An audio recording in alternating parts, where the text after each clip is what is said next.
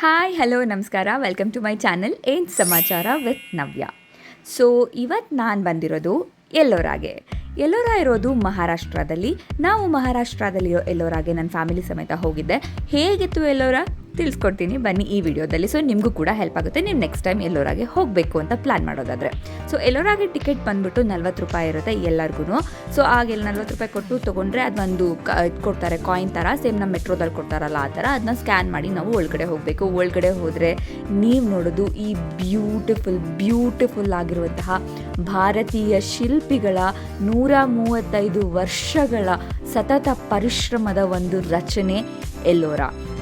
Camera ಎಷ್ಟು justify ಮಾಡೋದು ನನಗಂತೂ ಗೊತ್ತಿಲ್ಲ, ಆದರೆ ಎಲ್ಲೋರ ನಿಜವಾಗ್ಲೂ ಕಣ್ಣನ್ನು ತಣಿಸುವಂತಹ ಒಂದು ಜಾಗ.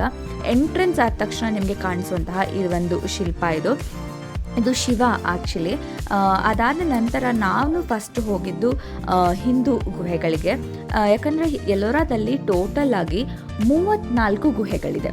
ಏನು 34 ಗುಹೆ ಅಂದರೆ ಇದು ಬೌದ್ಧ, ಹಿಂದೂ ಹಾಗೆ ಜೈನ 3 ಧರ್ಮಕ್ಕೂ ಸೇರಿದಂತಹ 34 ಗುಹೆಗಳಿದೆ.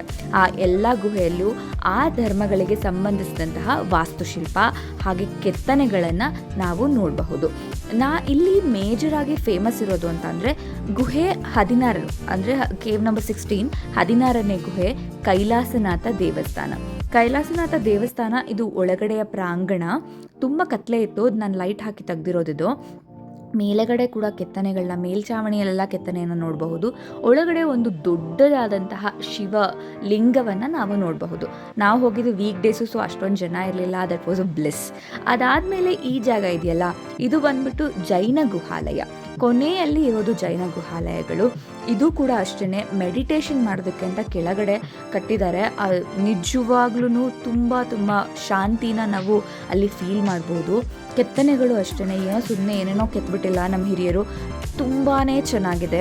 ಎಲ್ಲವೂ ಕೂಡ ಆ ಕತೆಗಳನ್ನು ಕೇಳ್ಕೊತಾ ಹೋಗಬೇಕು. ಯಾರಾದರೂ ಗೈಡ್ ಇದ್ರಂತೂ ತುಂಬ ಒಳ್ಳೆಯದಾಗುತ್ತೆ. ನೀವು ಹಿಸ್ಟ್ರಿ ಸ್ಟೂಡೆಂಟ್ ಆಗಿರಬೇಕು ಅಥವಾ ನಿಮಗೊಬ್ಬರು ಪ್ರಾಪರ್ ಗೈಡ್ ಇದ್ದರೆ ನೀವು ಎಲ್ಲೋರ ನೋಡೋ ಮಜಾನೇ ಬೇರೆ. ಅದು ನೆಕ್ಸ್ಟ್ ಲೆವೆಲ್ ಆಗಿರುತ್ತೆ. ಸುಮ್ಮನೆ ನೋಡ್ಕೊಂಡು ಹೋಗೋದಕ್ಕೂ ಆ ವಿಚಾರ ತಿಳ್ಕೊಂಡು ನೋಡ್ತಾ ಹೋಗೋದಕ್ಕೂ ತುಂಬ ಡಿಫ್ರೆನ್ಸ್ ಇದೆ. ಇನ್ನೊಂದು ಏನು ಗೊತ್ತಾ, ಹೇಳ್ತಾರೆ ಎಲ್ಲೋರಾನ ಏಲಿಯನ್ಸ್ ಕಟ್ಟಿದ್ದು, ಮನುಷ್ಯರು ಕಟ್ಟಿಲ್ಲ ಅಂತ. ಅವೆಲ್ಲ ಸುಳ್ಳು. ಆ್ಯಕ್ಚುಲಿ ಎಲ್ಲೋರಾದ ಕೆಲಸ ಶುರುವಾಗಿದ್ದು 6ನೇ ಶತಮಾನದಲ್ಲಿ. 6ರಿಂದ 10ನೇ ಶತಮಾನದವರೆಗೂ ಇಲ್ಲಿ ಕೆಲಸ ನಡೆದಿದೆ. ಇಲ್ಲಿ ನೋಡಿ ಈ ಕೆತ್ತನೆಗಳು, ಇದು ಮಹಾಭಾರತದ ಒಂದು ಸೀಕ್ವೆನ್ಸ್ ಅಂತ ಹೇಳ್ತಾರೆ.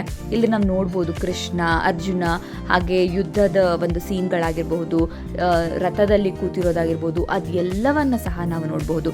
ಆನೆಗಳು, ಇಂದ್ರ. ಈ ಜಾಗ ಇದೆಯಲ್ಲ, ನೀವು 20 ರೂಪಾಯಿ ನೋಟಲ್ಲಿ ನಾವು ನೋಡಬಹುದು ಸೇಮ್ ಅದೇ ಜಾಗ.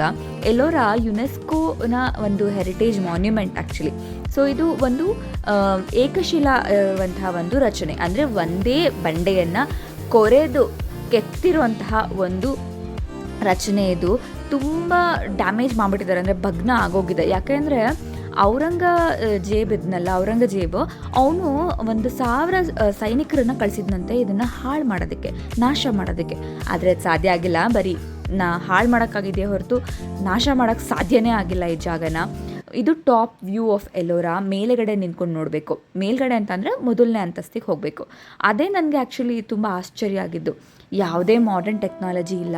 6ನೇ ಶತಮಾನದಲ್ಲೇ ನಮ್ಮ ಭಾರತೀಯರು ಮಲ್ಟಿ ಸ್ಟೋರೇಜ್ ಬಿಲ್ಡಿಂಗ್ ಬಗ್ಗೆ ಯೋಚನೆ ಮಾಡಿದ್ದಾರೆ. ಅಲ್ಲಿ ಕಲ್ಪನೆ ಇದೆಯಲ್ಲ, ಅದಕ್ಕೆ ಕಾಸು ಸೀರಿಯಸ್ಲಿ. ಅಲ್ಲಿ ಸ್ವರ್ಗ ಅಂದ್ಕೊಳ್ಳಿ. ಆ ಸ್ಕೈ, ಆ ಕಲರು, ಅಲ್ಲಿರುವಂತಹ ಈ ಜಾಗ, ಕೆತ್ತನೆಗಳು, ಆ ವೆದರು ಸೀರಿಯಸ್ಲಿ ತುಂಬಾ ಚೆನ್ನಾಗಿರುತ್ತೆ. ಯಾಕಂದರೆ ನಾವು ಹೋಗಿದ್ದು ಬಂದುಬಿಟ್ಟು ಸ್ವಲ್ಪ ರೇನಿ ಸೀಸನ್ ಕೂಡ ಇತ್ತು, ಹಾಗಾಗಿ ಅಷ್ಟು ಬಿಸಿಲು ಕೂಡ ಇರಲಿಲ್ಲ.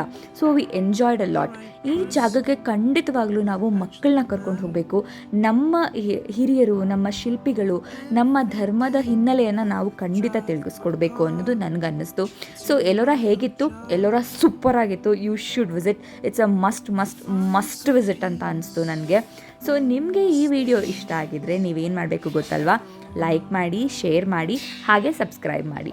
ಇನ್ನೊಂದಷ್ಟು ವೀಡಿಯೋಸ್ಗಳನ್ನ, ಮಹಾರಾಷ್ಟ್ರ ಸೀರೀಸ್ನ, ಡೈರೀಸ್ನ ವೀಡಿಯೋಸ್ಗಳನ್ನು ನಾನು ನಿಮಗೋಸ್ಕರ ಅಂತಲೇ ಮತ್ತೆ ತೊಗೊಂಡು ಬರ್ತೀನಿ. ಅಲ್ಲಿವರೆಗೂ ಬಾಯ್.